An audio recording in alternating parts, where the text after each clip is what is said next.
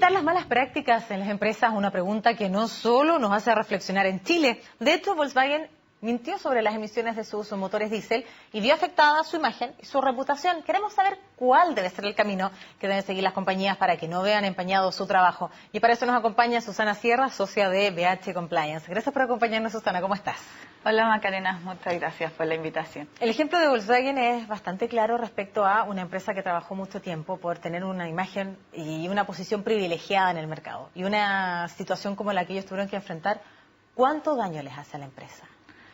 Mira, principalmente le hace mucho daño a la empresa en términos de reputación, le hace daño a la empresa en términos económicos. Hemos visto en los últimos casos, tanto en Chile como afuera, que las acciones de la compañía bajan fuertemente.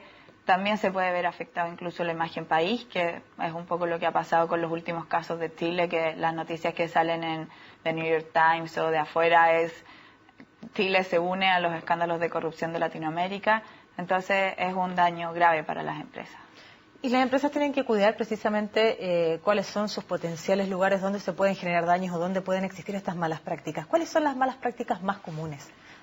Mira, es muy importante, antes de pasar a las malas prácticas comunes, poder diferenciar cuál es las verdaderas ganas que tienen los socios de una empresa o el directorio de una empresa de evitar estas malas prácticas, porque muchas veces se culpa a la empresa, siendo que las malas prácticas pueden ser de una persona que tenía incentivos incorrectos o que se saltó algún control y finalmente se termina viendo dañada la imagen de toda la empresa.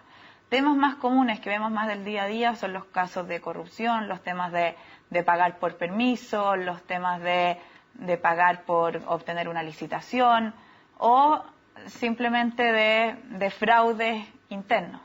¿Y cuáles son entonces los sectores donde mayormente se pueden dar estas malas prácticas? Porque tú hablas de aquellos que eventualmente tienen que conseguir permiso, cuando muchas veces desde la empresa privada tienes que gestionar algo con el mundo público. ¿Dónde están los lugares donde potencialmente pueden ocurrir estas malas prácticas? Y te pregunto al tiro, ¿qué tiene que hacer? Tú hablabas del directorio para poder evitar precisamente ser víctima de una de estas situaciones, por mucho que la responsabilidad sea de uno.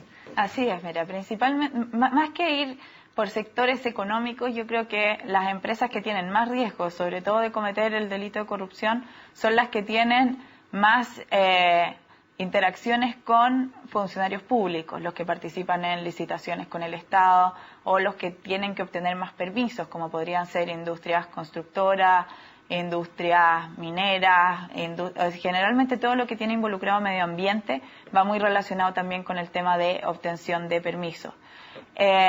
Otros sectores, también los que manejan mucho dinero, que pueden también tener muchos riesgos de lavado de activos, de dónde vienen las platas que están recibiendo todo el sector financiero y que coincide con que son los sectores más regulados por las distintas superintendencias. Y la segunda pregunta que tú me hacías, ¿qué puede hacer el directorio? Esto es muy importante que decir, vamos a hacer buenas prácticas en las compañías. Muchas veces se queda, como fue en el caso de Volkswagen, en un lindo código de éticas, en una linda declaración de principios, y decir nosotros acá no hacemos malas prácticas, nosotros nos comportamos todo bien. Pero finalmente eso hay que inculcarlo en la organización y hay que bajarlo en la organización. El directorio no es la PDI de la empresa, no se tiene que preocupar de estar metido en el día a día y estar controlando todo que no ocurra. Pero sí se tiene que preocupar de entregar las directrices adecuadas y de entregar las herramientas adecuadas a la organización para que este tipo de delitos no ocurra. Y respecto a eso mismo, ¿qué proponen ustedes para evitar este tipo de situación? Nosotros, dentro de lo que hemos visto en las propias empresas, ¿cuáles son los controles más comunes y más efectivos? Primero, la empresa se tiene que preocupar de las salidas de caja. Entonces, preocupándose de las salidas de caja, existen como dos puntos fuertes. Uno es todo el tema que tiene relación con el pago a proveedores. En los últimos casos vimos muchos pagos a proveedores y se pusieron de moda las asesorías presenciales y que no había una entrega de un informe. Pero la empresa se tiene que preocupar cuál es el entregable y hacer a una persona que sea responsable de ese entregable. ¿Por qué? Porque es verdad que hay una persona que es la que firma los cheques, pero esa persona que firma el cheque se tiene que preocupar que el cheque que está firmando está yendo a un servicio que prestó la compañía. Otro tema importante de salidas de caja son todo el tema de donaciones o sobre todo en industrias que trabajan con compensaciones, como puede ser la minería o temas más industriales que afectan a las comunidades que tienen relación con las comunidades y que parte de su tema de responsabilidad social empresarial, dice relación con estas comunidades, preocuparse cómo salen esas platas y hacia quién van esas platas. Porque es muy distinto decir, yo me voy a preocupar de esta comunidad y voy a construir casas, por ejemplo, a yo le voy a pasar cierta cantidad de plata al alcalde para que el alcalde la distribuya. Se empiezan a generar incentivos perversos que no sabemos a dónde pueden quedar esas platas que salieron de la empresa. Y que el día de mañana la empresa tal vez que sin quererlo o sin haber a propósito entregado plata para cierta cosa, termina viendo que sus platas fueron mal utilizadas.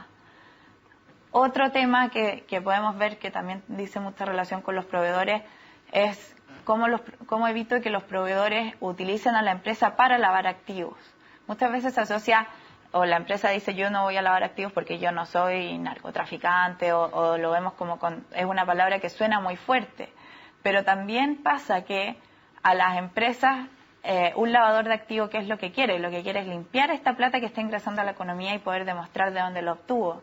Entonces, ¿cómo la empresa o cómo se preocupa que sus proveedores realmente no lo estén utilizando para sacar una boleta o una factura, sino que lo estén utilizando, o sea, que ese realmente sea el giro y que sea un buen proveedor? Susana, los controles tienen que ser bastante estrictos y son varias las áreas, porque has nombrado varios lugares donde efectivamente se pudiera eventualmente dar este tipo de delito, pero también hago la relación con lo que señalabas. Cuando hablamos de malas prácticas no hay que generalizar en la compañía, sino más bien en determinadas personas, y lo mismo cuando hablamos de la imagen país, porque finalmente son algunas empresas, pero es lo que finalmente, por lo que finalmente hablan de nosotros. Por lo tanto, ¿qué tan responsable es el trabajador, sea en cual sea su escalafón, de saber si es que existen estas malas prácticas, el poder denunciarlas?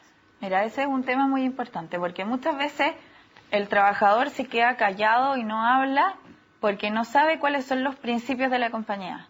O sea, si es que realmente esto parte desde el directorio y desde los dueños y se va capacitando hacia abajo, se va haciendo difusión, y yo le dejo muy claro, incluso dentro de las políticas de recursos humanos, en los planes de inducción de las personas que van entrando, cuáles son estos principios, y que si el trabajador ve algo tiene que denunciar a través de los correspondientes canales de denuncia. Es muy distinto cómo se siente empoderada esa persona, incluso el día de mañana, para poder ir a denunciar a su propio jefe, que podría llegar a ser en un minuto, que si nunca nadie le dijo. Porque muchas veces en estos temas se asume que todos actuamos bien, que todos actuamos éticamente, que todos actuamos según principios, pero no tenemos idea de dónde, o sea, realmente cómo actuar una persona o qué incentivos puede llegar a tener una persona para comportarse mal. A veces no es que la persona sea mala intrínsecamente, pero tal vez que tenía los incentivos mal puestos. Entonces, por eso que el tema de la capacitación, aunque a veces suene como un poco manoseada la palabra, decir hay que hacer capacitación y qué lindo esto, tiene que ser en cosas concretas. Y lo que yo he visto en las empresas, sobre todo en cosas concretas de qué no se puede hacer y cuál es el deber del trabajador de denunciar en caso de que ocurra algo. Todo este tema de estos controles va en favor de los empleados, que el empleado se atreva a denunciar, que se atreva a saltar, que se atreva, y si es que no están haciendo las cosas como le parecen, que se atreva incluso a cambiarse de empresa porque eso no va con lo de él. Pero mucha gente se queda callada porque piensa que estos son políticas que vienen desde arriba, que la compañía promueve malas prácticas, siendo que la mitad de las veces es mentira. No es que se están promoviendo malas prácticas, sino que habían incentivos incorrectos o había gente en la línea media que empezó a actuar mal, ya sea por causa propia, ya sea por incentivos incorrectos o por cualquier motivo. Bien, pues Susana, muchísimas gracias por acompañarnos en la Agenda Económica. Bueno, muchas gracias, Maca, que esté muy bien. Y nosotros, junto a esta entrevista, terminamos el programa de este día lunes. Como siempre, la invitación es a que sigan junto a la programación de CNN Chile. Nosotros nos reencontramos en cualquier oportunidad.